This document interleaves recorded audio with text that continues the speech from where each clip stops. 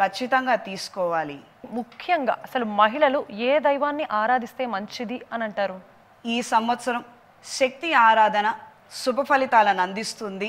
వారి వారి సాంప్రదాయాలను అనుసరించి ఏదైనా అమ్మవారి పూజ గట్టిగా చేసుకోగలిగితే శుభ ఫలితాలను అందుకోగలుగుతారు.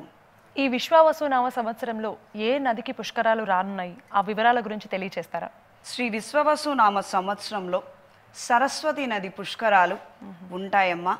15 మే 2025 నుండి 26 మే 2025 వరకు సరస్వతి నదికి పుష్కరాలు ఉన్నాయి.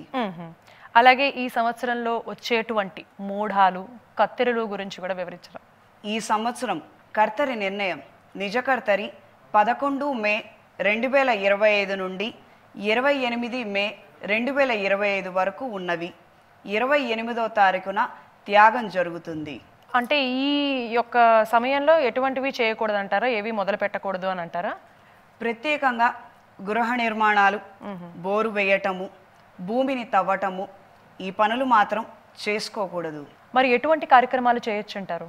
ఈ కర్తరి సమయంలో వివాహం చేసుకోవచ్చు. పూజాది క్రతువులు కార్యక్రమాలు, ప్రత్యేకంగా యాగాది కార్యక్రమాలు విశేషమైన ఫలితాలను అందిస్తాయి. ఈ సంవత్సరం గురుమౌఢ్యమి 9/6/2025 నుండి 9/7/2025 వరకు ఉన్నది.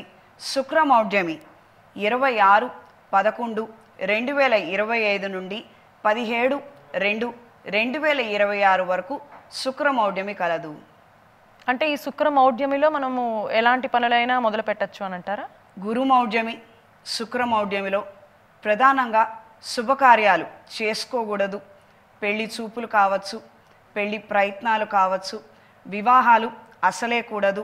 ఇతరితర శుభకార్యాలు మాత్రం చేసుకోకూడదు. అన్ని రకాల శుభకార్యాలు ఈ గురుమౌఢ్యమి సమయంలో, శుక్రమౌఢ్యమి సమయంలో చేసుకోకూడదు.